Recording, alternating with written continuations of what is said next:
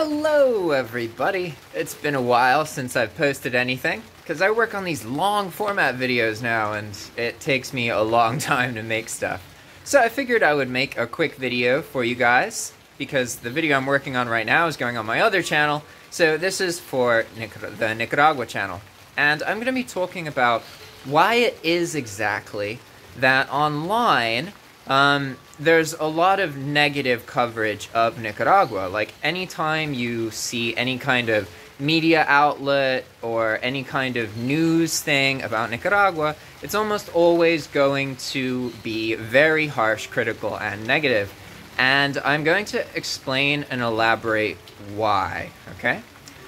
So, first off, you need to understand history and the US. So people joke about the US messing around in Latin America. No doubt you've heard about that. That happens to this day. What happens is that there is money from the United States going into social media in nations such as Nicaragua. And what happens is the US looks for vulnerable people and exploits them by fixing onto their emotions, their frustration, okay? So basically, using social media, a narrative of we must rise and fight and overcome. This is built.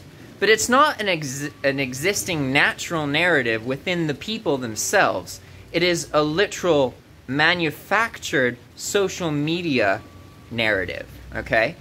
And there are multiple social media groups that receive huge quantities of money from the US. They're funded by the US. This is how the US manipulates Nicaraguan politics. And the great irony is that the US is very successful in this. If you are here in Nicaragua, most of the people here do not believe that the US cares about their government.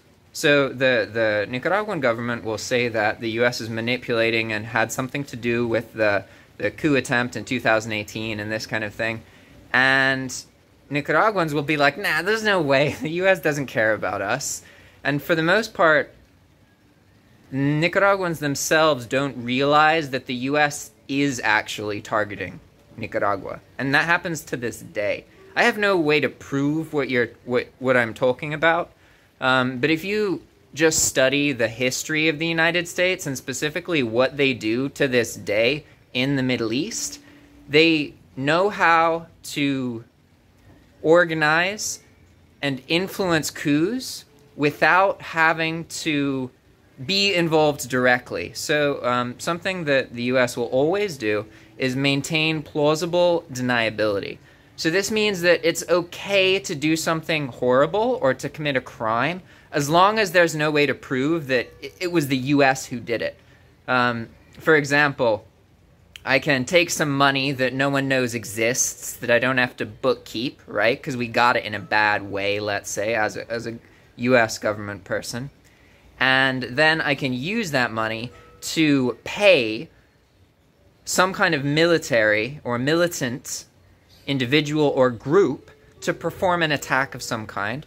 And in many cases, I can do this for very, very little money. So this is done. This is performed. The US targets all non-capitalist nations and tries to destroy them through this kind of outright abusive manipulation.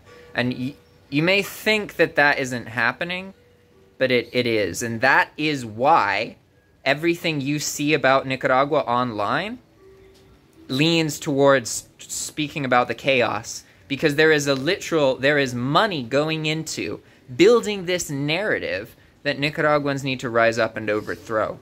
But that is not a narrative that has been created by the Nicaraguan people themselves. It is a narrative that is being pushed and influenced by the United States. And that happens to this day. Okay? Again, I'm not going to try and prove any of this to you. I'm just saying that look up the history of the US. There's so many things where the politicians right from the horse's mouth say what they're doing here in Latin America over the past 100 years. A lot of this stuff has been declassified. I'm not talking to you about like, you know, like, oh, 9/11 wasn't real, that kind of thing. I'm not talking to you about conspiracy theories. I'm talking to you about history that did not stop. What our country, what my country, the U.S., has done to Latin America and the Middle East continues to this day. We still mess with the stability in these nations. And we have the balls to say that it's the dictator's fault when we literally created the dictators. Okay, so here in Nicaragua, it's different in other places, but here in Nicaragua, in the past 100-year periods, the U.S. has invaded with actual military boots on the ground on multiple occasions, and on other occasions, the U.S. has funded and trained rebels, right? And okay, people say, yeah, war is war. Look, we literally trained rebels in Nicaragua to kill innocent people. We taught them to attack civilians and to target medical personnel and students. We paid to create terrorists, and we had the balls to say that the Sandinistas were the terrorists. And that is so fucked up. And I'm not talking about ancient history. This happened like 30, 40 years ago, within your lifetime. Like, probably, if you're interested in Nicaragua, you're most likely interested in retirement, and you're in your 40s, 50s, maybe older than that. You remember when this stuff was happening. You remember hearing about the Sandinistas, and I can guarantee that if you were in the U.S., they were talked about as if they were terrorists. And the reality is, we were literally training people to perform terror in Nicaragua for like 20 years. And then, of course, yeah, there's a bunch of problems because we've been doing that. And then we have the balls of saying it's the fault of the current government officials of the country. That is U.S. foreign policy in a nutshell, and it is why all the content that you find online is so harsh and critical towards Nicaragua. All right? And I won't go any more into it. If you don't believe me, that's fine. You don't believe me, that's okay.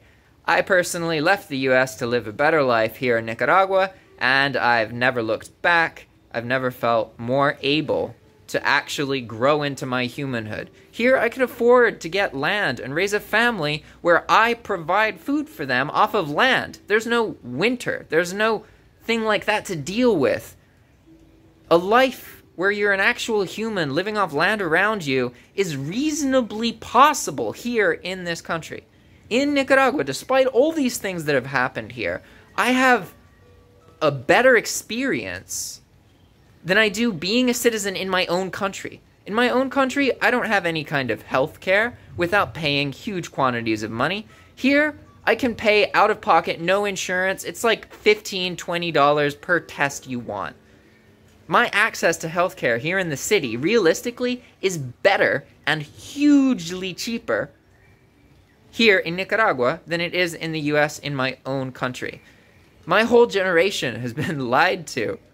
We've been told that if we do this, we won't get heart disease, and then everyone dies of heart disease anyway. We've been told that if we just save up money, the stock market's gonna save us, and then look at what's happening to the stock market now, right?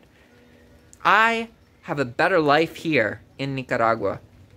And I know that these things are really unfortunate, and it sucks, and I was really hesitant to talk about this, because it's scary to talk about. There are people in the past who were silenced for this kind of thing. You know, and that's the great irony, right? There's all these people online talking about how if you say things wrong in Nicaragua about the government here, they're going to silence you, which is true. But honestly, can you blame them? Given what the U.S. has done to them, with the U.S.'s infinite power and wealth, what other choice do the Nicaraguan people have, aside from to cling to their country in whatever way they can?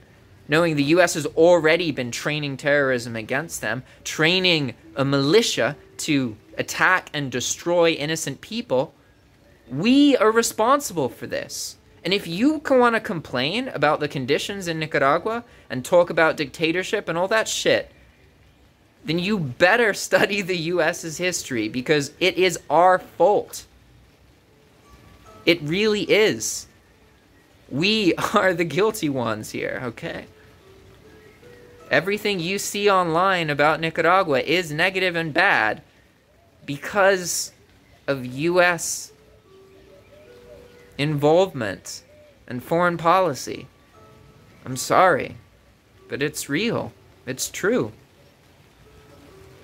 And honestly, it really breaks my heart seeing how people flee from this country and they think that they're going to some salvation, and sometimes, yeah, but I know a lot of people, a lot of, let's say, illegals from where I'm from, and they weren't always living good lives. They were often taken advantage of.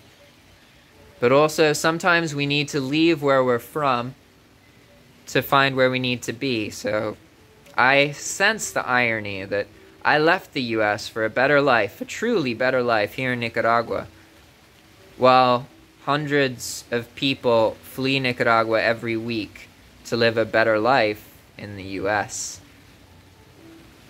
It's crazy, right? Can both those realities be true? Anyway, thanks for watching, and I'll see you guys next time. Bye-bye!